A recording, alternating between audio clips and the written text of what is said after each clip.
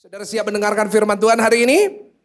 Oke, kita buka Matius 28 ayat 16 sampai ayat yang ke-20. Waktu saya mempersiapkan khotbah ini, saya very excited. Saya sangat benar-benar tidak sabar untuk menyampaikan kepada saudara. Karena ini adalah satu firman yang saya yakin akan memberkati setiap kita, yang akan mengubahkan cara pandang kita, paradigma kita. Dan kita mau baca bergantian. Saya baca ayat 16, saudara 17. Dan kita bergantian sampai ayatnya yang ke-20. Demikian firman Tuhan. Dan ke-11 murid itu berangkat ke Galilea, ke bukit yang telah ditunjukkan Yesus kepada mereka. 17, ketika, belum semuanya. Ayo, ketika melihat dia, mereka menyembahnya. Tetapi Yesus mendekati mereka dan berkata, kepadaku telah diberikan segala kuasa di surga dan di bumi. 19, karena itu pergilah, jadikanlah semua bangsa muridku dan baptislah mereka dalam nama Bapa dan Anak dan ayat 20 baca sama-sama 1, 2, 3. Dan ajarlah mereka melakukan segala sesuatu yang telah kuperintahkan kepadamu. Dan ketahuilah sama-sama, aku menyertai kamu senantiasa sampai kepada akhir zaman. Hari ini saya akan membawakan satu firman Tuhan, saya beri judul murid yang Tuhan mau. Ulangin sama-sama 1, 2, 3. Murid. Coba cablek kanan kiri kasih tahu kamu ini muridnya Tuhan. Saudara, ayat yang kita baca dari ayat 19 merupakan pesan terakhir dari Tuhan Yesus sebelum dia naik ke surga. Coba tampilin ayatnya ke-19, dikatakan karena itu pergilah, jadikan semua bangsa, apa Bapak Ibu Saudara? Murid. Nah kalau saudara perhatikan 4 Injil yang kita punya di dalam Alkitab, 4 Injil itu Matius, Markus, Lukas, dan Yohanes. Setiap Injil ini diakhiri dengan pesan yang sama. Di mana Tuhan Yesus memberikan satu misi yang penting kepada murid-murid. Untuk mereka tidak hanya hidup begitu saja, tetapi mereka diberikan satu misi untuk menjadikan semua bangsa menjadi apa Bapak Ibu Saudara?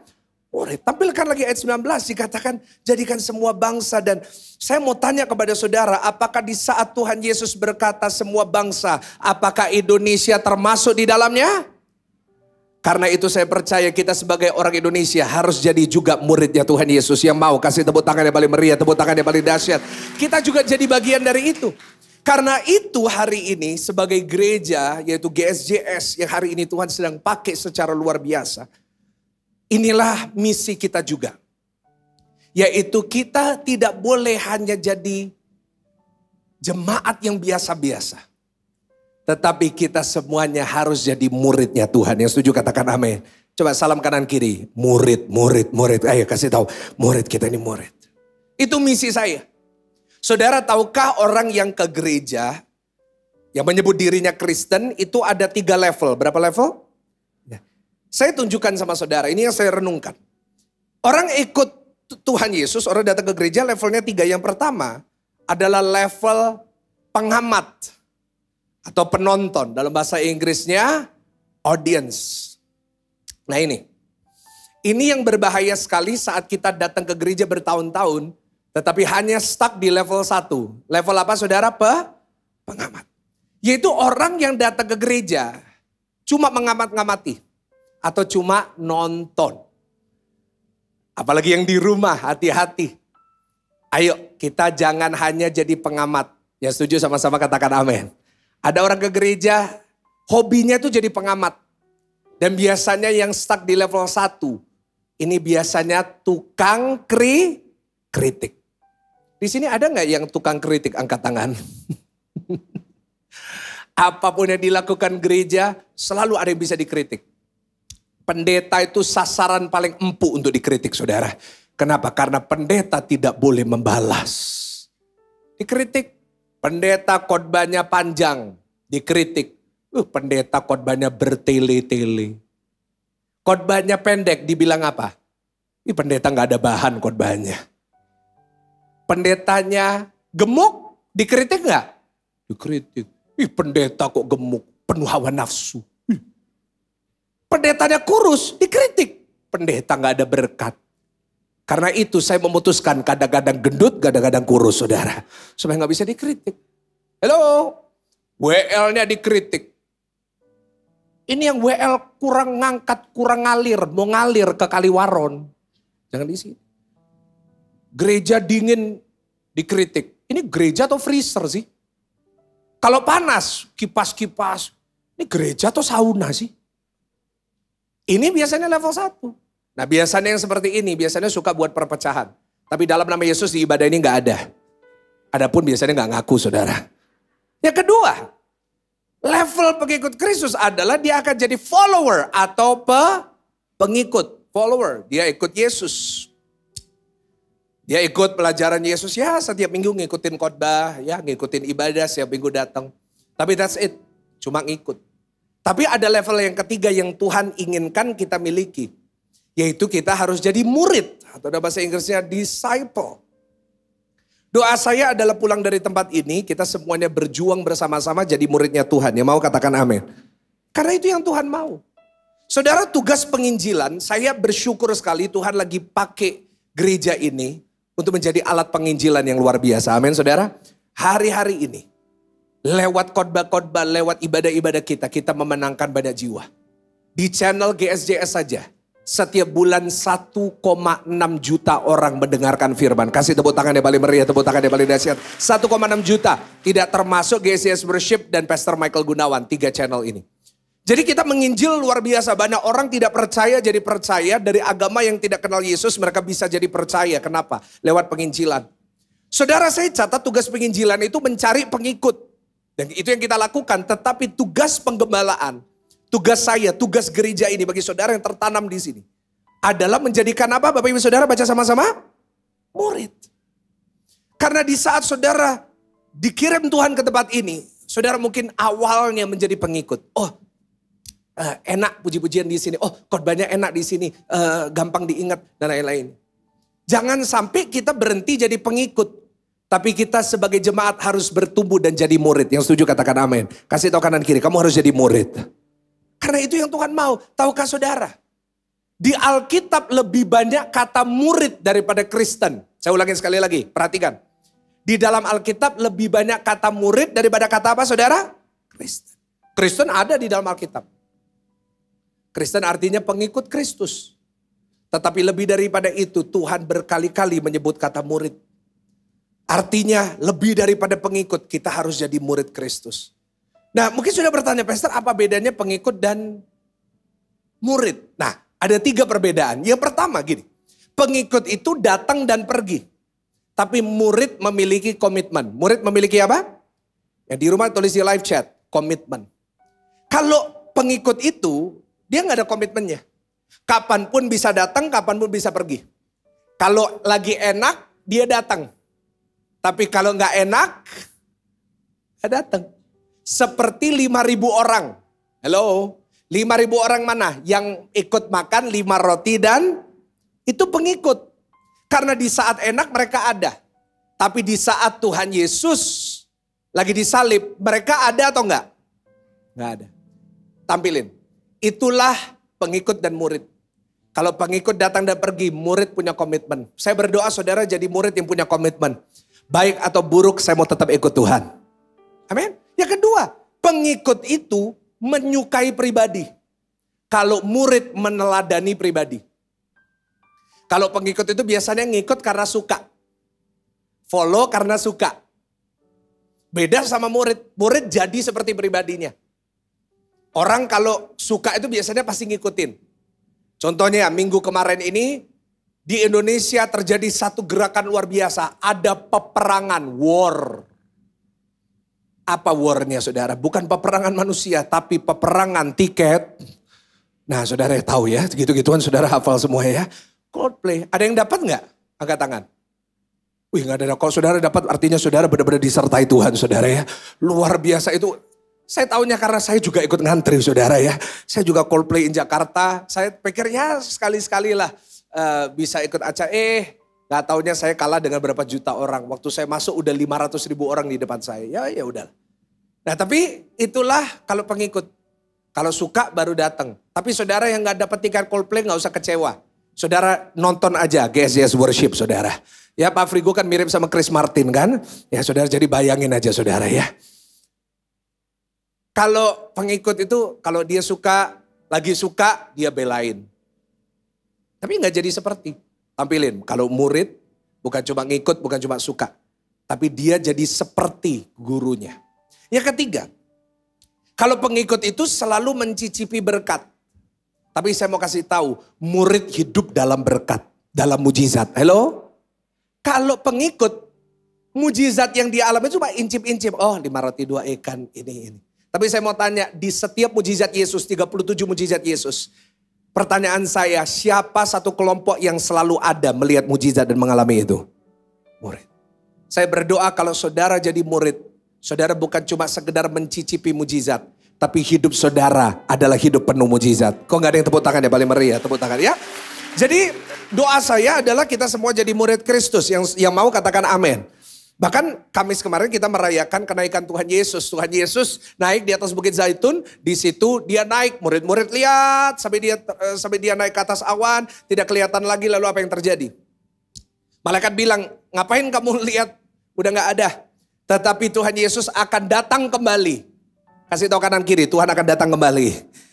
Dia akan datang kembali dengan cara yang sama. Artinya kalau dia naik, dia akan turun. Dan nanti pasti sama caranya. Artinya apa? Saat Tuhan Yesus naik, yang nganterin murid. Waktu Tuhan Yesus kembali, yang jemput siapa? Murid. Dan firman Tuhan berkata, Yesus dan murid-muridnya yang menjemput akan diangkat bersama-sama. Kita semuanya pernah dengar 1-2 kali tentang pengangkatan. Sebelum masa sengsara 7 tahun, Tuhan akan mengangkat umatnya. Siapa yang diangkat? Ya diangkat adalah orang-orang yang menunggu dan menjemput Yesus. Dan orang-orang itu, atau boleh saya katakan kelompok itu hanya satu kelompok. Yaitu murid-murid Yesus. Kalau saudara jadi murid Yesus, pada saat dia datang kembali, saudara dan saya juga akan dijemput bersama-sama dengan dia. Pertanyaan saya, siapa yang mau jadi murid Tuhan Yesus hari ini? Angkat tangan tinggi-tinggi. Kasih tepuk tangan yang paling meriah ya. Jadi kita nanti mengangkatan sama-sama. Saya berdoa nanti di saat pengangkatan tiba, gereja ini sudah kosong. Amin saudara. Jangan sampai saudara tetap ibadah. Kenapa? Karena semua hamba-hamba Tuhannya sudah diangkat. Ya, oke. Saya mau tutup khotbah ini. Ya, karena kita tahu betapa pentingnya jadi murid. Kita hari ini mau belajar 3 karakternya murid yang Tuhan mau. Jadi ini dari perkataan Tuhan Yesus sendiri. Jadi bukan dari saya, bukan alegori, bukan analogi. Tapi ini benar-benar dari kata Yesus dan nasihat Yesus. Dan kita mau belajar. Ada berapa karakter? 3. Yang pertama, ayo sama-sama. Kalau saudara mau jadi murid, ayo kita lakuin ini. Lukas 14 ayat 26. Baca dengan saya dengan suara yang keras. 1, 2, 3. Jikalau, belum semuanya. Lukas 14 ayat 27. Mohon maaf, 27. Ya, Lukas pasal yang ke-14 ayat 27. 26 untuk doa pagi nanti. Ayo, 27. 1, 2, 3. Barang siapa tidak memikul salibnya dan mengikut aku, ia tidak dapat menjadi muridku. Yang pertama catat baik-baik. Gimana kita bisa jadi murid? Apa karakternya?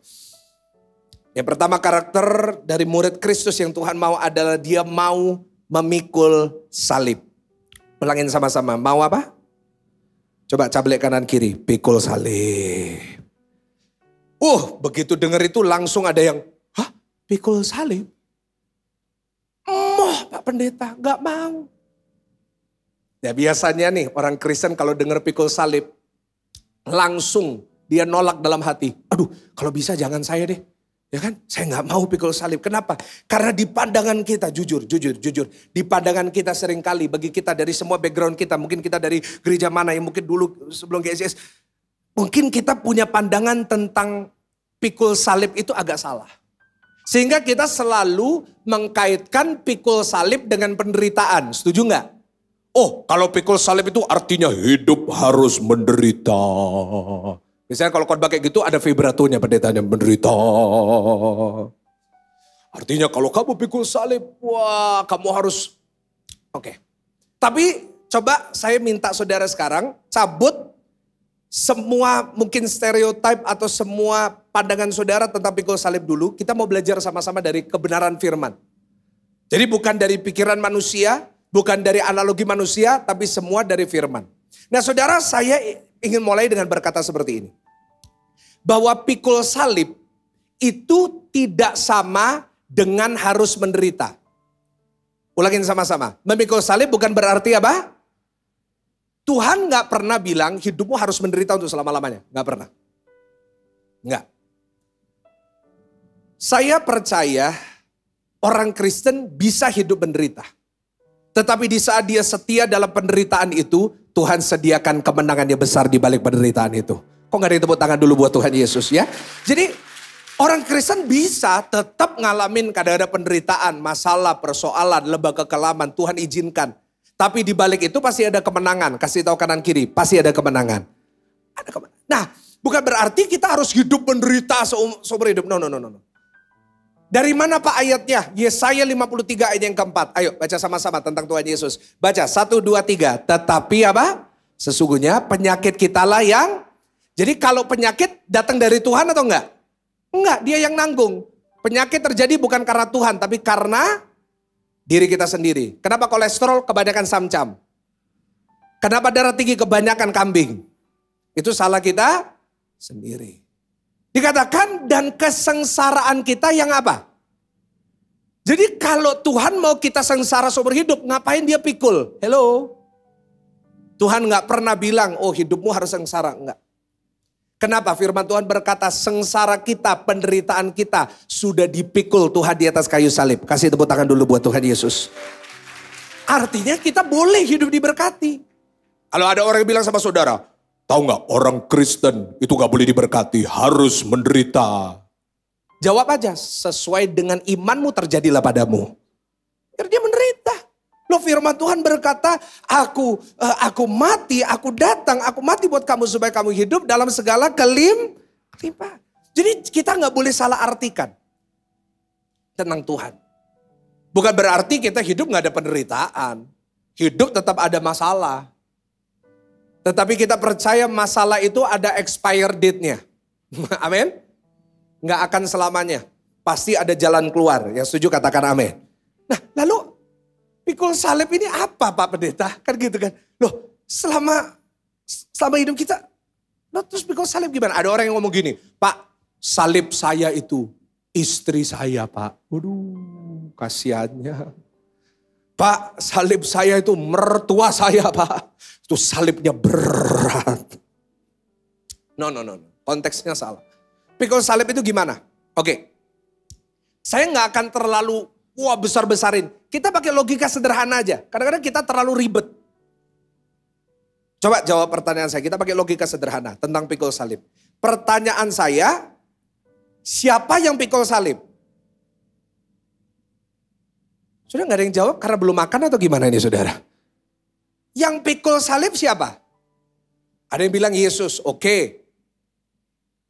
Ngapain Yesus pikul salib? Pikul artinya apa? Mengangkat. Waktu Jumat Agung saudara lihat sendiri dramanya. Ngangkat. Ini yang jadi Yesus lagi di belakang lagi megang sound saudara ya. Jadi hari ini Yesus lagi megang sound saudara. Haleluya. Yesus pikul salib. Ngapain Yesus ngangkat salib itu? Karena dia akan disalib. Jadi saya catat gini, siapa orang yang pikul salib? Ya orang yang akan disalib. Jadi kalau Tuhan suruh kita pikul salib, artinya kita harus disalib. Langsung ada mukanya pucat. Loh Pak Pendeta berarti kita semuanya harus disalib. Apa yang disalib?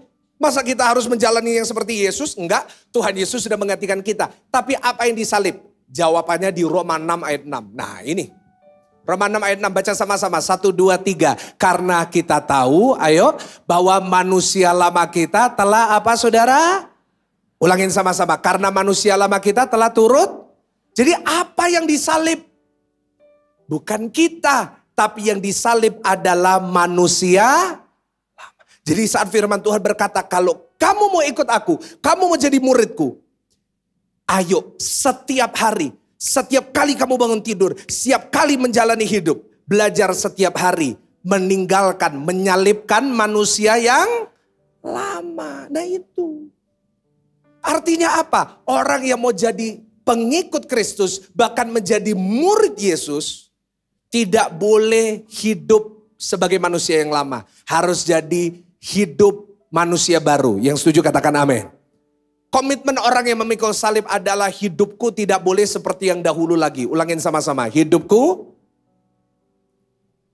Kalau ada sesuatu di kehidupan manusia lamaku yang buruk, yang negatif, harus aku salibkan.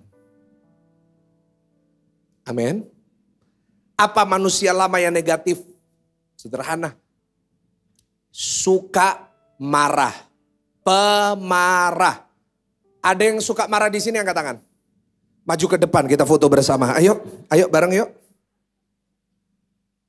Pak, kalau engkau pemarah, itu manusia lama. Pikul itu, salibkan itu, jadilah suami yang sabar. Yang amin kenapa ibu-ibu semua?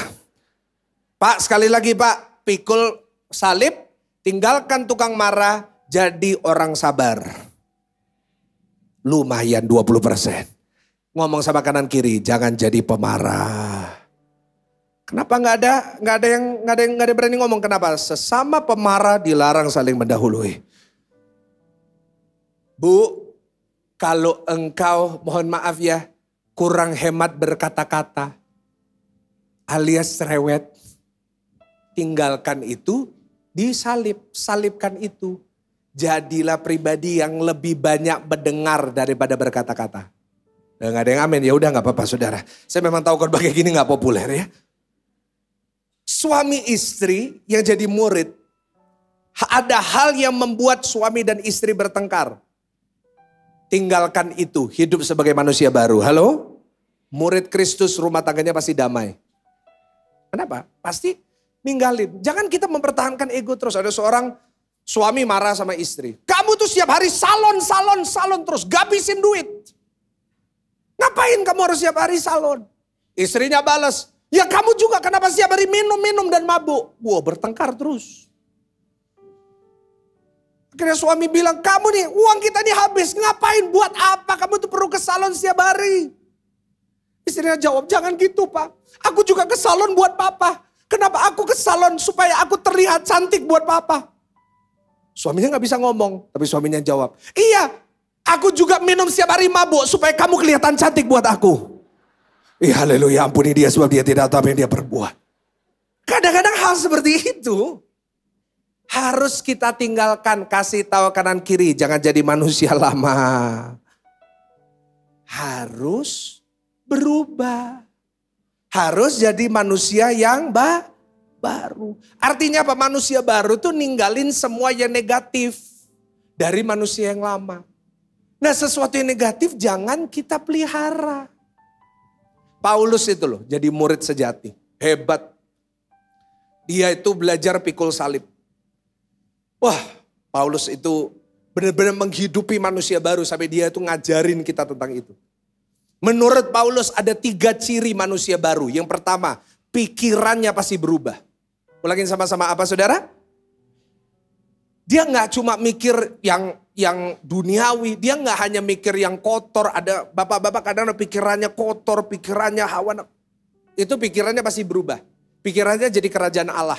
Yang kedua, menjauhi hawa nafsu. Bapak-bapak yang biasanya selingkuh, yang biasanya suka mengkhianati pernikahan. Sekarang jadi suami yang setia. Amin. Biasanya ibu-ibu yang bisa selingkuh juga. Karena zaman sekarang bukan cuma laki yang selingkuh, istri juga selingkuh.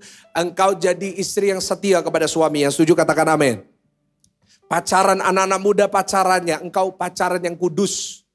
Itu murid Kristus. Yang ketiga, perkataannya pasti berubah. Tidak akan bicara sembarangan. Tidak akan suka provokasi. Tidak akan suka menjelekkan orang. Tidak akan suka menjatuhkan orang. Dan saudara, saya mau beritahu kepada saudara. Setiap kita harus mengusahakan hidup sebagai manusia baru. Yang setuju katakan amin. Karena itu firman Tuhan berkata, pikul salib. Tetapi saya catat seperti ini. Memikulkan atau menyalibkan manusia lama seringkali membutuhkan usaha dan kerja keras. Gak gampang.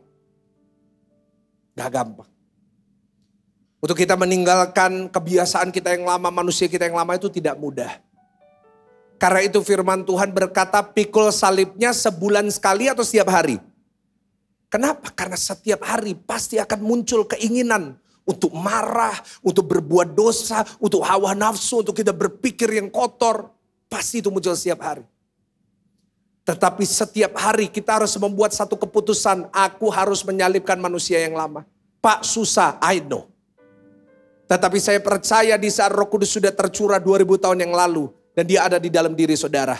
Roh Kuduslah yang memberikan saudara dan saya kekuatan untuk hidup sebagai manusia yang baru. Yang mau kasih tepuk tangan yang paling meriah, tepuk tangan. Minta Roh Kudus tolong. Aku gak mau hidup sebagai manusia lama. Aku mau jadi manusia baru. Coba kasih salam kanan kiri, manusia baru. Wow. Yang kedua. Yohanes 8:31. Yohanes 8 ayat 31 secara cepat. Apa karakter murid Kristus? Yang pertama, mau pikul salib. Jadi hari ini jangan salah mengerti lagi. Kita udah ngerti pikul salib itu seperti apa. Yohanes 8 ayat 31. Baca bersama-sama dengan saya. 1, 2, 3. Maka katanya kepada orang-orang Yahudi yang percaya kepadanya. 1, 2, 3. Jikalau kamu tetap dalam firman-Ku, kamu benar-benar adalah murid-Ku. Saudara, yang kedua, karakter murid Kristus yang Tuhan mau adalah dia menghidupi firman. Ulangin, 1, 2, 3 apa? Tulis di live chat yang di rumah, menghidupi firman. Jikalau kamu tetap dalam bahasa aslinya menetap artinya hidup. Atau tinggal di satu tempat, kita menetap di sebuah kota, kita hidup di kota itu artinya apa? Saat kita lihat firman itu kita harus hidupi. Orang yang mau jadi murid Kristus tidak hanya baca firman, tapi dia hidupi firman. Yang mau katakan amin. Saya catat, firman tidak hanya sebuah teks untuk dibaca. Tapi firman Tuhan harus jadi lifestyle. Harus jadi gaya hidup. Harus kita hidupi. Harus terintegrasi. Gak boleh berhenti cuma dibaca dan dipelajari. Harus jadi lifestyle. Saya kasih contoh sederhana.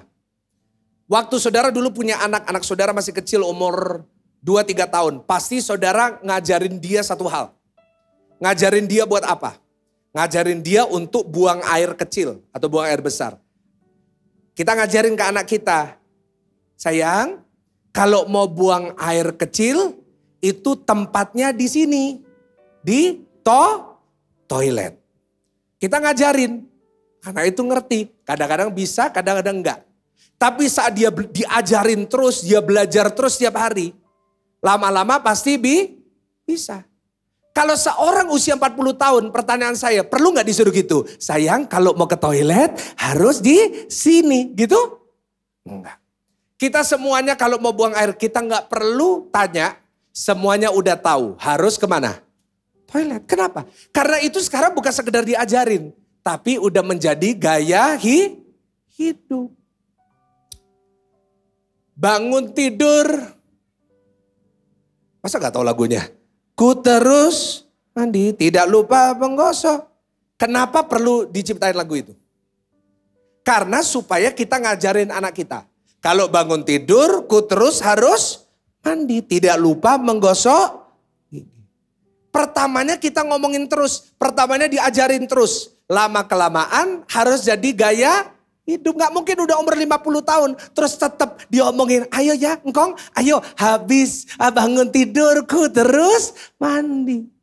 Itu namanya engkong yang IQ-nya agak rendah saudara. Bilang sama saya, Pastor jangan ngomongin IQ dong. Kenapa? Saya minder. Tuh kenapa? IQ saya 280. Tinggi gak 280? Tinggi. Hah? IQ-nya 280? Iya. Tapi satu keluarga. Berapa? 4 orang. Iya haleluya, 280 dibagi 4 saudara. Ngerti gak maksudnya? Kalau sesuatu itu mungkin masih baru, kita boleh ajarin. Firman itu oke, boleh saya tuntun gitu. Tapi jangan sampai terus digituin. Tapi firman itu bukan hanya dibaca, dipelajarin. Tapi harus jadi gaya hidup. Kasih tahu kanan kiri, jadi gaya hidup. Setiap hari ayo belajar firman. Setiap hari saya mengadakan doa pagi. Semoga saudara ikut. Bukan untuk nguntungin saya gak dapat apa-apa dari doa pagi. Tapi itulah cara saya, tugas saya untuk menggembalakan saudara. Kita belajar firman ini sama-sama. Amin saudara. Kita belajar, saya undang saudara, gak harus bangun pagi. Saudara boleh ikutin siang, sore, malam, jam berapapun saudara bisa ikut sepanjang hari. Kenapa? Itu cara saya, ayo kita pelajari firman ini sama-sama. Saya tulis kayak gini ya. Kita harus jadi murid yang suka baca firman, harus suka belajar firman. Kenapa? Firman, di dalam firman ada jawaban dari setiap masalah kita. Kita kadang-kadang masalah kita gak bisa selesaikan. Kenapa? Alkitab aja belum selesai baca. Berapa banyak sudah kejadian sampai Wahyu selesai? Atau sampai hari ini masih di kejadian, saudara? Kejadian 1. Firman ini punya semua jawabannya. It's all in here. Firman itu punya jawaban untuk setiap masalah, dari masalah terkecil sampai masalah terbesar. Kita hidup gak pernah lepas dari masalah. Berapa banyak datang di sini punya masalah? Angkat tangan, angkat tangan. Ada ibu yang angkat tangan gini, ini sebelah saya masalah saya, Pak. Kita semua punya masalah, tahu gak? Masalah saudara besar kecil, itu semuanya jawabannya ada di mana? Firman. Dari masalah terbesar apa? Dosa. Karena upah dosa ialah, itu ada jawabannya. Sampai masalah terkecil. Apa masalah terkecil menurut Alkitab? Yaitu masalah kebutuhan kita. Kenapa? Karena firman Tuhan berkata, Tuhan saya lebih dari mampu untuk memenuhi sebuah kebutuhanmu. Kasih tepuk tangan yang paling meriah, tepuk tangan yang paling dahsyat. Yes. Artinya orang yang mengerti firman, menghidupi firman, dia gak takut ngadepin masalah. Bahkan orang yang belajar firman Tuhan, apapun ujian dalam hidupnya pasti diatasi dengan baik. Orang kalau ngehidupin firman, aduh Bapak Ibu.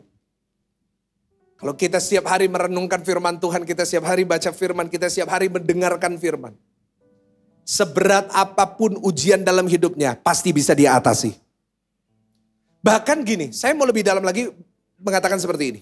Bahkan orang yang menjadi murid Kristus yang menghidupi firman ini, bukan hanya bisa ngatasi ujian dengan baik. Bahkan saya catat, murid Kristus itu bisa suka dengan ujian. Bisa apa saudara? Yang muda-muda di sini, yang masih sekolah suka gak sama ujian? Gak suka. Kita dulu sekolah aja gak suka sama ujian. Tapi sekarang kita tahu, ujian itu sebenarnya baik. Benar gak? Karena kita sudah jalani hidup dengan berbagai macam masalah. Saudara, orang yang ngerti firman, orang yang belajar firman, menghidupi firman, muridnya Kristus. Justru dia suka sama ujian. Kenapa? Karena 3 hal. Karena yang pertama, karena makin berat ujiannya, makin kuat dirinya. Setuju gak? Saya ulangin. Murid Kristus yang menghidupi firman, dia sadar. Makin berat ujian saya, makin kuat diri saya. Analogi. Saudara usia 30 tahun. Satu hari saudara menjalani ujian dari Harvard. Pertanyaan saya, artinya saudara pintar atau bodoh? Tapi kalau saudara umur 30 tahun dikasih ujiannya anak TKB, artinya pintar atau bodoh? Itu otaknya kepukul saudara ya kalau itu. Makin berat ujiannya, artinya diri kita ini makin apa? Makin kuat. Oh, saya itu baru sadari ini lewat satu hal yang saya sedang lakukan. Saudara, saya beberapa bulan ini mencoba untuk merubah gaya hidup saya. Jadi pendeta itu repot. Kenapa? Karena kurang olahraga. Karena sering pelayanan jadi kurang olahraga. Kayak saya, olahraganya itu, olahraga sih olahraga. Tapi olahraga otot yang saya latih itu otot mulut. Saya setiap hari khotbah, kuat otot mulut saya saudara. Dan bukan cuma lewat khotbah, tapi pendeta itu paling suka apa saudara? Makan. Jadi kuat banget ini saudara. Olahraganya cuma itu, karena pendeta itu repot. Pulang gereja pasti diajak makan. Ini ada Pak Ridwan Kota Barat, nanti malam saya harus ngajak makan. Diajak jemaat untuk konseling sambil makan. Setiap hari selalu makan. Jadi saya hidupnya menggenapi firman, terus naik tidak turun. Melebar ke kanan dan ke kiri. Akhirnya satu jemaat ngomong, pastor harus jaga. Dan memang, dan saya lihat sendiri, saya sebagai pendeta ini bukan cuma melayani orang hidup kayak saudara. Tapi orang mati pun saya juga layani. Di Adiasa. Saya melayani penutupan peti, orang sakit. Ya, jadi saudara kalau mau cari saya tuh antara 3. Di gereja, di rumah sakit atau di Adiasa saudara. Pasti saya khotbah di situ-situ aja. Saya melayani sendiri ya, saya sebagai gembala, kalau ada orang yang sakit atau ada orang yang mati, saya usahakan saya turun sendiri di gereja ini. Saya lihat ceritanya orang-orang itu ngeri saudara. kena jantung, kena lever, kena ini. Aduh, saya akhirnya ini harus mulai olahraga. Karena itu saya mulai nge-gym. Tapi saudara gak akan nemukan saya di gym manapun di umum. Kenapa? Karena kalau saya nge-gym di umum pasti malu saudara. Apalagi di PTC sambil ngeden. Dilihat jemaat loh, itulah Pastor Michael ngeden. Ya, jadi saya gak mau. Saya di rumah, saya beli barbel, saya beli dumbbell. Nah, saya kan mulai 3 bulan kan. Ya, ada yang bilang belum kelihatan, ya memang baru 3 bulan saudara. Saya kan ngangkat, ya kan, saya belajar. Saya ngangkat. Awal-awal bulan pertama itu saya ngangkatnya itu 10 kilo. Tapi bulan depannya saya ngangkatnya 20 kilo. Orang yang nge-gym selalu ngomongnya gini. Kamu bench press-nya berapa sekarang? Oh 120 kilo. Makin berat bebannya, makin seneng atau makin sedih? Seneng. Kalau bisa ngangkat 200 kilo, itu bangganya setengah mati, pasti senang. Kenapa? Karena dia sadar yang ngangkat beban nih. Makin berat bebannya yang diangkat, artinya dia makin apa? Kadang-kadang dalam hidup juga kayak gitu, tapi kita ini terbalik logikanya. Pak Pendeta masalah saya berat loh, good. Kenapa? Justru karena makin berat masalahmu, makin berat ujianmu, artinya Tuhan berikan engkau kekuatan yang besar juga. Kok gak ditepuk tangan dia balik meriah? Beres. Justru saat beban saudara itu gak ada, enteng-enteng aja, artinya engkau gak kuat. Hello. Yang kedua, kenapa murid mengerti, menghidupi firman, suka sama ujian. Makin berat ujiannya makin suka. Kenapa? Karena makin berat ujiannya artinya ada kemajuan, ada progresnya. Kalau saya waktu ngangkat beban, di bulan pertama 10 kilo. Terus bulan kedua tetap 10 kilo. Saya mau tanya, saya senang atau sedih? Sedih. Kenapa? Karena artinya gak ada kemajuan di hidup saya. Tapi di saat saya ini bisa makin berat terus, makin berat terus. Artinya, apa yang saya lakukan ini ada kemajuannya. Bapak Ibu yang ngalamin masalah yang berat gak apa-apa. Artinya hidup saudara gak mundur tapi makin maju. Ketiga, kenapa orang yang jadi murid Kristus suka, bahkan lebih berat ujiannya makin suka. Karena yang ketiga, makin besar hadiahnya. Kemuliaannya makin besar. Paulus mengajarkan ini di dalam satu ayat. Buka sama-sama, 1 Korintus 10 ayat 13. 1 Korintus 10 ayat yang ke-13. Baca bersama-sama dengan saya 1, 2, 3. Pencobaan yang kamu alami. Ayo sama-sama. Ialah pencobaan-pencobaan biasa yang tidak melebihi apa? Saudara masih manusia artinya masih bisa mengatasinya. Baca sama-sama. Sebab Allah setia dan karena itu ia tidak akan membiarkan kamu dicobai melampaui apa? Artinya apapun cobaan saudara gak pernah melampaui kekuatanmu. Baca sama-sama. Pada waktu kamu dicobai, ia akan memberikan kepadamu apa?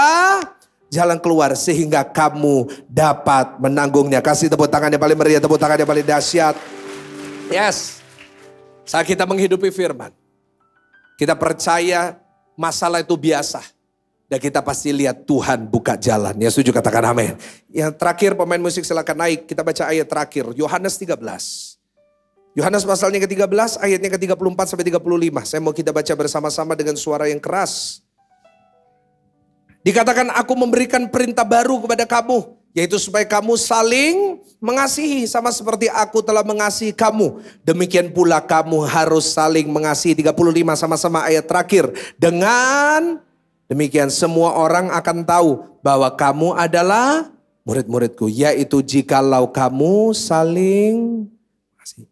Yang pertama, apa ciri atau karakter dari murid Kristus? Yang pertama, dia mau pikul, salibkan manusia lama kita. Yang kedua, apa saudara? Menghidupi firman. Orang yang menghidupi firman, hadapin ujian, makin dia senang. Kenapa? Karena saya tahu firman Tuhan ya dan amin. Tuhan pasti menyediakan kemenangan kepadaku di ujungnya. Yang ketiga, karakter dari murid Kristus yang Tuhan mau adalah menjadi teladan dalam kasih. Ulangi 1, 2, 3 jadi apa? Tulis di live chat, teladan dalam kasih. Saya catat seperti ini poin terakhir.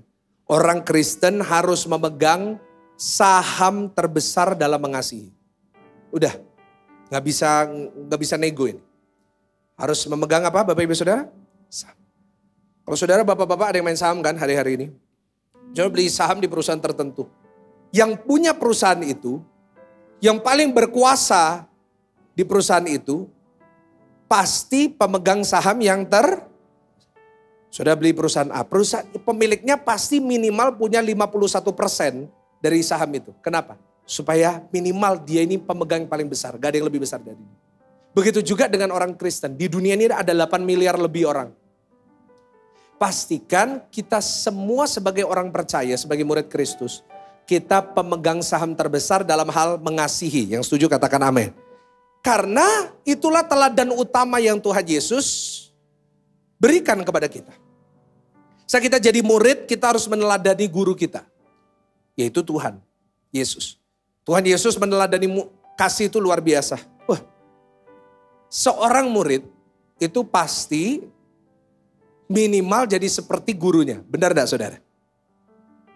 Saya pun khotbah ini juga ada gurunya. Saya juga belajar, gak bisa langsung khotbah, gak bisa. Saya diajarin. Nah, saya ini punya beberapa guru yang ngajar. Salah satunya adalah papa saya. Pak Sam ada bilang, Pastor Michael ini kok mirip Pak Sam? Loh iya bapakku saudara.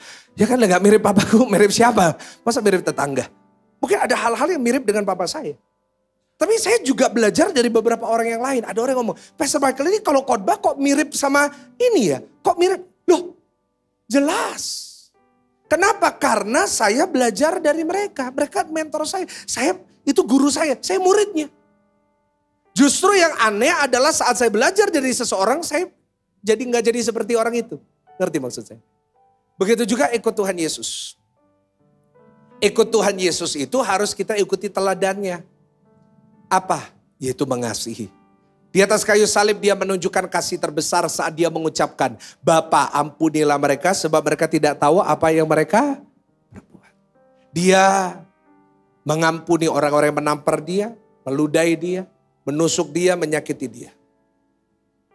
Itulah yang Alkitab sebut dengan kasih agape. Ulangin kasih apa? 200 kali disebut sama Alkitab. Apa itu kasih agape? Kasih agape adalah kasih yang tidak menuntut balasan. Kasih yang paling murni. Kasih yang tidak perlu orang lain menguntungkan untuk dia mengasihi. Bagaimana kita hidup? Harus memiliki kasih ini. Harus memiliki kasih agape. Pastikan ya Bapak Ibu. Kasih agape ini kita hidupi setiap hari. Every single day. Kita harus memegang saham terbesar di dalamnya. Kasih agape itu penting yang harus kita lakukan. Di mana? Di keluarga kita dulu. Ulangin sama-sama, di mana saudara? Terhadap orang tuamu. Terhadap orang tua saudara. Pastikan engkau punya kasih agape. Bagaimana engkau menghadapi orang tuamu? Aduh, ini penting sekali. Saya baru datangi seorang bapak yang konseling dengan saya. Bapak ini kena kanker stadion 4 saudara. Aduh, kanker ini, kanker tulang. Kanker tulangnya ini sudah stadion akhir. Dia tunjukkan saya hasil ronsennya. Hasil ronsennya adalah ini kan ada tulang rusuk. Yang sebelah atas ini sudah berkapur semua, sudah gak ada. Dia bilang, Pastor tahu, kalau Pastor pukul saya di dada, langsung saya mati. Waduh, saya kaget. Dia bilang dokter udah angkat tangan, dia jalan udah susah, dia mau ngapain aja gak bisa. Tapi dia bilang gini, tahu Pastor yang lebih sakit buat saya bukan sakitnya. Yang lebih sakit buat saya adalah anak saya perempuan. Tidak mau mengakui saya jadi papanya. Hah? Dia bilang karena papanya gak bisa bekerja buat dia, gak bisa kasih dia apapun. Maka anak ini berkata saya gak punya papa. Aduh, itu sangat-sangat menyakitkan hati saya.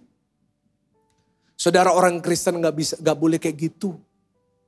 Boleh orang tua kita seburuk apapun, orang tua kita semiskin apapun. Kita harus tetap mengasihi orang tua kita. Yang mau kasih tepuk tangan dulu ya, paling meriah tepuk tangan. Gak boleh gitu. Saya sangat sedih saudara. Dan saya berharap saudara juga gitu. Saat saudara bersama dengan suamimu, istrimu. Meskipun mereka gak bisa nguntungin. Ayo belajar untuk tetap mengasihi. Yang mau katakan amin. Kasih agape itu yang pertama tidak harus, tetapi tetap melakukan. Amin saudara. Kita tidak harus mengasihi orang tua kita yang gak bisa kasih kita apa-apa. No, tapi kita harus tetap melakukan. Yang kedua, kasih agape berarti suka memberi. Memberi kasih, memberi waktu, memberi uang, memberi tenaga. Dan yang ketiga, kasih agape itu tidak memikirkan dirinya sendiri. Tapi selalu juga memikirkan orang lain. Dan bagaimana hidupnya bisa jadi berkat. Yang mau kasih tepuk tangan yang paling meriah. Kita makin berdiri bersama-sama. Makin berdiri bersama-sama. Yes. Doa saya adalah setiap kita di tempat ini. Pulang dari tempat ini. Kita menjadi murid-murid Kristus. Jangan berhenti jadi pengikut. Aduh. Kekhawatiran saya satu. Adalah di saat jemaat yang saya gembalakan di tempat ini. Puji Tuhan, Tuhan kirim banyak jiwa. Dari pagi, ruangan ibadah penuh seperti ini. Tapi semoga saya berdoa Tuhan tolong. Jangan sampai jemaat yang datang di tempat ini. Hanya sekedar penonton. Hanya jadi sekedar pengikut aja. Tetapi biarlah setiap jemaat yang Tuhan percayakan untuk saya gembalakan di tempat ini. Engkau jadi murid-murid Kristus. Yang setia kepada Tuhan sampai akhir hidup saudara. Tepuk tangan yang paling meriah. Tundukkan kepala saudara, saya mau berdoa buat saudara. Tuhan, hamba mau berdoa satu. Pulang dari tempat ini, hamba mau percaya engkau bisa berikan mujizat besar buat jemaatmu. Kau bisa menyembuhkan mereka. Kau bisa membuka jalan buat mereka. Kau bisa menghiburkan mereka. Tapi di atas itu semua, hamba mau berdoa mereka menjadi murid-muridmu. Ya mereka mau mengikut Tuhan, apapun yang terjadi, baik atau buruk mereka mengikut Tuhan. Apapun yang terjadi dalam hidupnya, sekali Yesus tetap Yesus. Biar mereka jadi orang-orang yang meninggalkan manusia yang lama. Biar mereka jadi pribadi yang lebih baik. Biar mereka meninggalkan kehidupannya yang lama, mereka menjadi ciptaan baru dalam Tuhan. Biar setiap jemaat Tuhan yang Tuhan percayakan di tempat ini, biar setiap kami menghidupi firman. Bukan hanya membaca, bukan hanya pintar dalam membaca firman, tetapi kami menghidupinya. Bahkan lebih daripada itu, biarlah pulang dari tempat ini saat kami keluar, kami mau jadi orang-orang yang mengasihi. Mengasihi orang yang membutuhkan. Mengasihi keluarga kami terutama. Dan kami percaya sebagai murid Kristus, kami tidak hanya mencicipi mujizat. Tetapi kami percaya, kami menghidupi mujizat itu dalam hidup kami. Di dalam nama Tuhan Yesus, mari setiap jemaat yang mau jadi murid-murid Kristus. Dan sudah diberkati lewat firman Tuhan, mari sama-sama kita katakan amin. Kasih tepuk tangan yang paling meriah, tepuk tangan yang paling dahsyat. Silakan duduk Bapak Ibu Saudara.